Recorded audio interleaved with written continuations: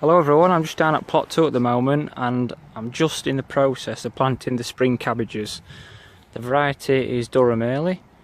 It's those ones there, and they're going in this bed here. So I've just give it a bit of a weed and I'm just going to give it a bit of grow more.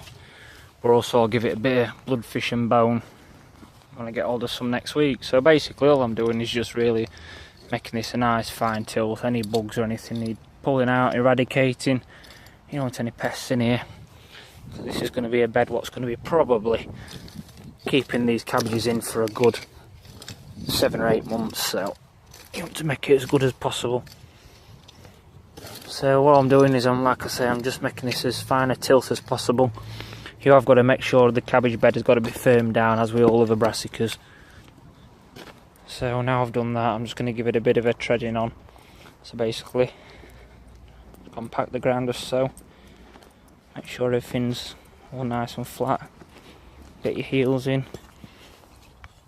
your toes in. Really compact it. The reason you do this is obviously to keep the cabbage heads really nice and tight and they don't blow. But I'm going to put that cover on the top anyway, so there shouldn't really be any wind damage. All being well. So I'm going to put 5 cabbages in here, I think. 6, sorry, and I'm going to put about 5 in the greenhouse. So once the tomatoes are finished, I'll plant those in there. They're okay as they are at the moment. There's some nice healthy plants. Cost me 69 pence. They did. As the ones you saw in the greenhouse, well, they're a bit. I'll just show you actually. The cabbage white butterfly got in and decimated all of them really. So if I go in there, I'll be happy. But the ones at the back there, they're the January Kings. They're just totally gone, I think. These greener ones in the foreground, they're the Durham Earlys. So if I go any more, I'll put another bed in. So anyway, I'll just get set up and I'll be back with you shortly. Right, so I've just give it a bit of a fertiliser and another rake in. So now all I'm going to do is just make an incision to take the root ball out of the plant. So, I don't know, say go down about 3 inches, I'll go down.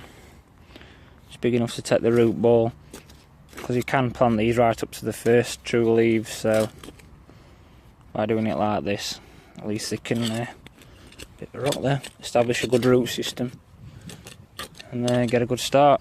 Like I say, once I plant these in, I'm going to put dust in a bloodfish and bone around them anyway. So I did that this year and it seemed to did the other ones really good. So I shall do the same principle as I usually do. Why change the habit if it works? So there we go, a couple more holes. There's one.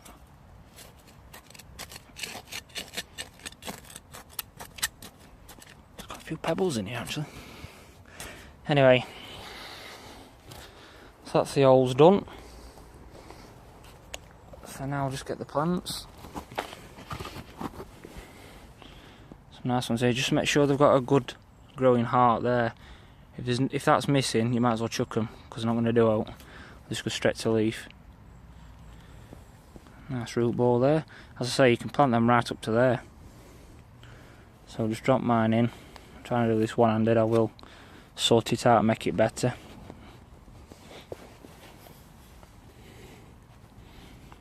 There we go. Just give it a real good firming in. Really good firming in. Make sure all the ground around the cabbage is nice and tight. So like I say, if they get a good... See that? That's not good enough. So you need to really get your scent in. Like so. Because if you don't, they'll just start blowing once they get established. Right, that's better.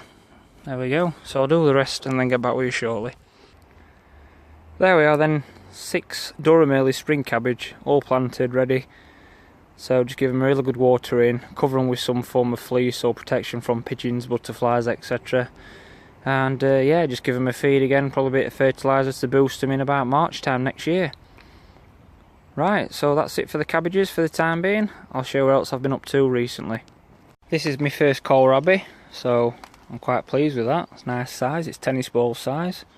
So I'll give it a try later. I haven't had one of these for years, so I'm relishing having a try. So what have I been up to then? I've took down the canes where the sweet peas were and trying to get into that now, get a bit of that weed. I've cut the grass and trimmed about. I've just got some of them raspberry suckers because I'm tempted to train that bit there into a fruit, kind of like a fruit bed really. So I don't know, it's a project which I'm thinking of because I also want an area where I'm just going to put the pots in potatoes. So see what happens. So working from right to left then, like I say, mushroom compost in that bit, spring cabbages, kale and red cabbages, sprouts, that'll see me into winter. Just behind the sprouts there's some beetroot and then some turnips along that. Courgettes probably finished in the background there.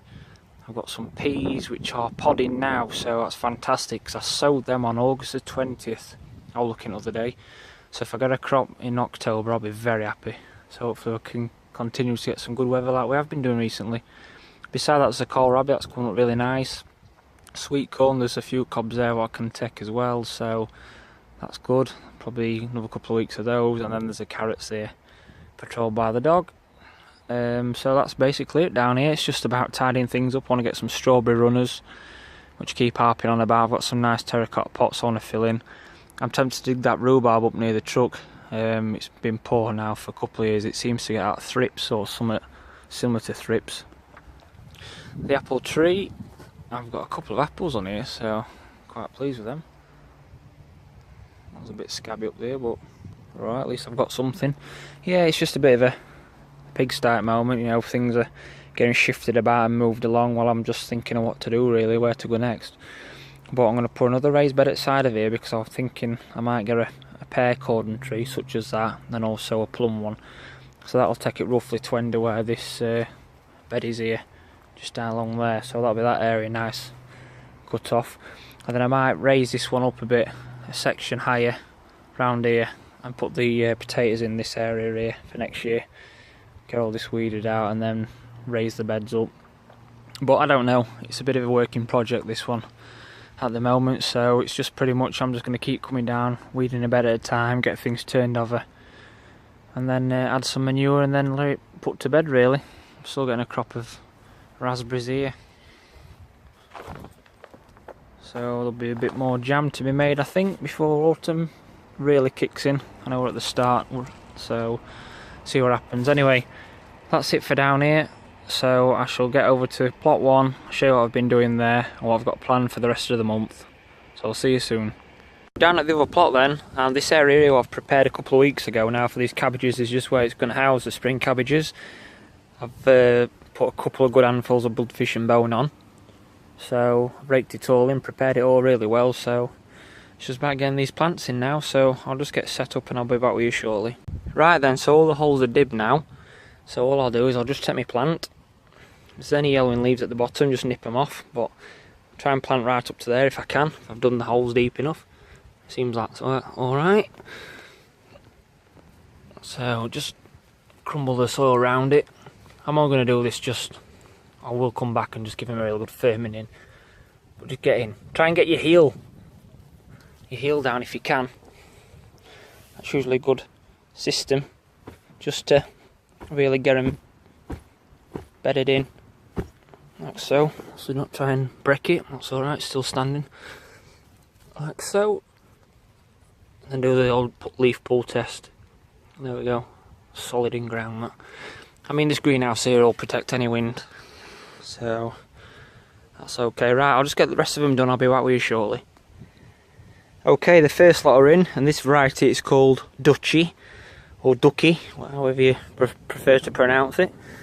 But the next set is the old favourite Durham Early, so I'll just get these in, and then I'll give them a good watering, and then cover them over with a bit of protection from the pigeons. There we go then, they're all covered now, there's a few holes in there, but no pigeons will get in there because they'll be frightened of not coming back out, so there we go, they're all in. There we go, just a bit of a leveler there, so like I say, I'll keep these watered. The autumnal sunshine should help out because it's quite warm still this time of year. and I'll give them a bit of a dressing up blood fish and bone round about March time when it starts warming up. So that's it for the cabbages down here. Right, just before I go, as I'm losing the light now, I'll just show you a couple of bits I've been on with. The bushes there have not really had a good cutback for the last 3 or 4 years, so I'm really getting into that, really thinning them out and cutting them right back, a couple of thirds away down. Any little rogue currant bushes or gooseberries or whatever else is lurking in there, red currants which are out of sync, then I'm just digging them up, because there's no point in having too many. It just keeps blocking them up and I can't pick anything. Just areas need cleaning up and tidying really. All this area what's been held off, some of it's grown back, some of it's done the trick. But I'm due to get a big order of mushroom compost soon, so that's where it'll be housed over the autumn and winter months while I distribute it around the garden. So for down here then, for the time being for this episode, thank you very much for watching. Thank you very much for the subscribers and the comments, I appreciate it. And I'll see you again soon. Bye for now.